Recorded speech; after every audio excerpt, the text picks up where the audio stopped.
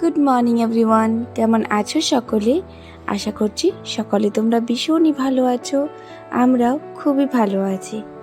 আজকে হলো বৃহস্পতিবার আর এখন ঘড়িতে প্রায় বাজে 7:30।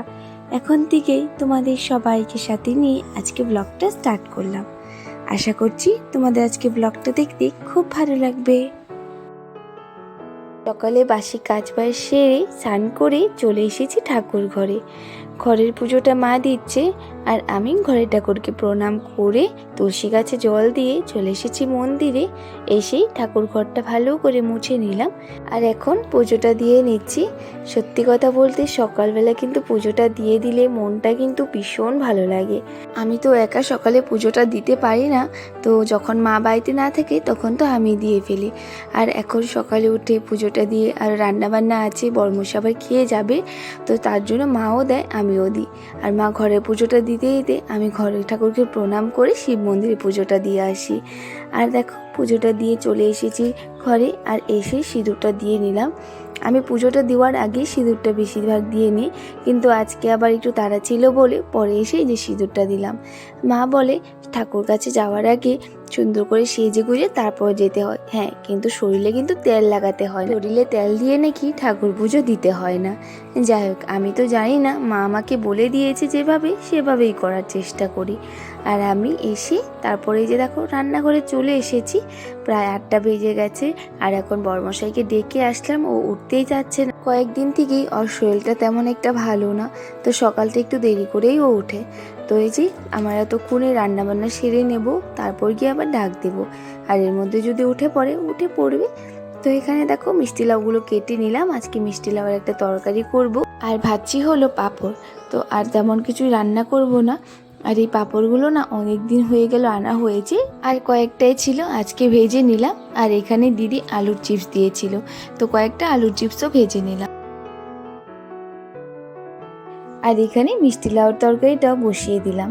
এই মিষ্টি লাউর তরকারিটা না পেঁয়াজ রসুন দিয়েও খাওয়া যায়, কিন্তু আমার তেমন একটা ভালো লাগে না পেঁয়াজ রসুন দিয়ে, তো আমার এমনি খেতেই বেশ ভালো লাগে।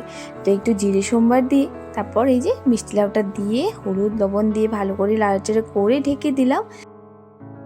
আর এখন আবার বড়মশাইকে ডাকতে এসেছি। দেখো নাক ডেকে বাবা মেয়ে ঘুমিয়ে আছে, তো ডাকলাম, বললো আর 5 মিনিট শুয়ে থেকে তারপর গিয়ে উঠবে। আর এর মধ্যে আমি একটু মশলাও করে নিলাম। আর মিষ্টি লাউটাও কিন্তু প্রায় সেদ্ধ ভালো হয়ে গেছে, তো আমি একটু জিরে দিয়ে দিয়েছি ওটাতে, মানে সবজিটাতে। আর এখানে দেখো চাউলটাও ধুয়ে নিয়ে এসেছি, প্রেসার কুকারে দিয়ে দিলাম। আমাদের ঘরে সকালে বেশিরভাগ ভাতটাই রান্না হয়। সকালে বর্মশাই খেয়ে যায়, রুটি খেলে একটা খেয়ে যাবে, কখনো আধা খেয়ে যাবে। ওর নাকি সকালে তেমন একটা রুটি খেতে ইচ্ছে করে না, তো ও যেহেতু আধা কিংবা একটা খেয়ে যায়, তো তার থেকে ভালো আমি ভাতটাই বানিয়ে দিই, কারণ ভাতটা একটু খেয়ে যায় তো পেটে অনেকটা টাইম থেকে যায়। তো যাই হোক, এখানে দেখো সবজিটা কিন্তু হয়ে গেছে আমার, তো সবজিটা নামিয়ে ভাতটাও বসিয়ে দিলাম। আর এখানে দেখো কয়েক টুকরা পনির বের করে নিয়েছি আর কয়েকটা সোয়াবিন। দুপুরে যেহেতু মাছ আনবে, তো মশলা যেহেতু করেইছি, তো ভাবলাম পনিরটা তাহলে বানিয়ে রেখে দিই। আর বড়মশাই এখন জাস্ট উঠে স্নান করতে গেল, তো ওর একটু টাইম লেগে যাবে। তো মাম্মামও উঠে পড়েছে, উঠে আবার ওর দাদু বাড়ির কাছে গিয়েছে, তো ভাবলাম এর মধ্যে পনির রসাটাও করেই ফেলি। তো এখানে দেখো পনিরটাও বানিয়ে নিলাম, শুধু টমেটো দিয়েই বানিয়েছি। আমি যেহেতু নিরামিষই খাই, তো নিরামিষ তরকারি সবজি এইসবই আমার বেশ ভালো লাগে, ডাল, তো পনিরটা হলে তো আরও বেশি ভালো হয়ে যায়। আমাদের এই ঘরে সবাই কিন্তু মাছ মাংস খায়, শুধু আমিই খাই না, তো আমার না বেশ ভালো লাগে না খেতে। আমি বিয়ের আগের থেকেই মাছ মাংস তেমন একটা পছন্দ করতাম না, আর বিয়ের অনেক বছর আগের থেকেই আমি মাছটা ছেড়ে দিয়েছি। আমার না এইসব খাবার একদমই পছন্দ হয় না। তো ঘরে তো রোজ দিন মাছই হয়, তো বাবা আমাকে বকতে থাকে, তুমি কেন মাছ খাওয়া শিখছো না। যাই হোক, আমার এইসব পছন্দ হয় না। যাক, বিছানাটা উঠিয়ে তারপরে এই যে দেখো আবার বরমশাইয়ের জন্য একটু গরম জল করে ফিটকারি দিয়ে লবণ দিয়ে দিয়ে দিলাম।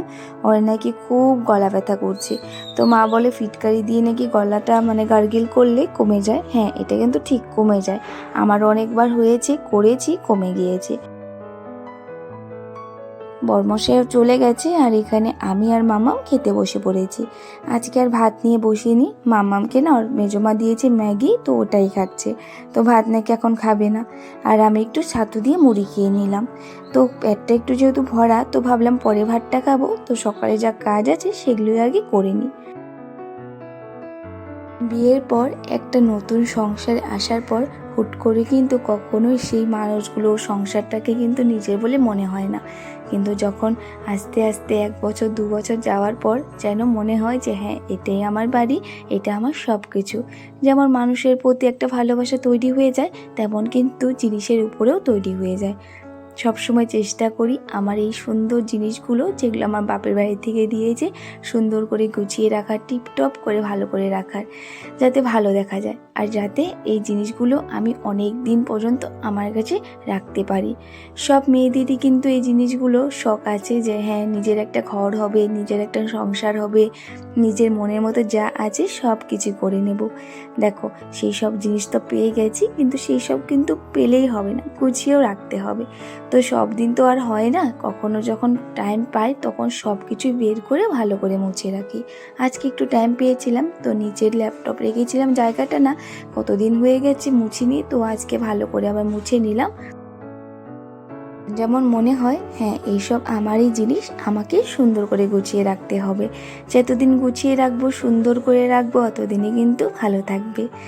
যাই হোক, ঘরটা পরিষ্কার করে নিয়ে ঘরটা ঝাড় দিয়ে এসেছি, আর এখন কয়েকটা কাপড় বের হয়েছিল সেগুলো ধুয়ে নিলাম, আর ধুয়ে টুয়ে তারপরে যে চলে এসেছি আবার ঘরটা মোছার জন্য। আর মা না এর মধ্যে চলে গেছে বাজারে, তো একটু কাজ আছে মার বাজারে, তো বাজারে গিয়েছে। তো মা আসার আগে আগে ভেবেছি ঘরটর মুছে নেব, তারপর ঘরটর মুছে পরে গিয়ে ভাত খাবো। আর মাম্মাম আবার গিয়েছিল ওর বড় মার ঘরে, ওখান থেকেও আবার ওর বুন্দিয়া দিয়েছিল, ওটা খাচ্ছে। তো বললে এখনই খাবে না, তো বললাম ঠিক আছে, তাহলে আমি ঘরটা মুছি, তারপরেই খাইয়ে দেব। আর এখানে আমি ঘরগুলো ভালো করে মুছে নিচ্ছি। আর এখন তো কয়েকদিন থেকে যা জোরে জোরে হাওয়া দিচ্ছে, ঘরটা মুছে এলে একটু পরই এসে দেখবো ওপরে একদম সাদা হয়ে রয়েছে, যেমনও মনে হবে না ঘরটা আমি মুছেছি। যাই হোক, তাও কিন্তু ভালো করে মুছে রাখি, যতটুকু পারি পরিষ্কার করে রাখার চেষ্টা করছি। আর হ্যাঁ, বাইরে যেহেতু নোংরা তো হবেই। আর আমি ঘরটা মুছতে মুছতেই বাবাও চলে এসেছিল বাজার থেকে, তো বাবা মাছ নিয়ে এসেছে, তো ঘরটা মুছে আমি ভাতটা খেয়ে নেব, আমি আর মাম্মাম। তো চলো, আজকের জন্য টাটা। তোমরা সবাই খুব ভালো থেকো। সকালটা বলতে পারো আমার এভাবেই কেটে যায়। সবাই ভীষণ ভালো থেকো আর একটু সাপোর্ট করো আমায়। বাই।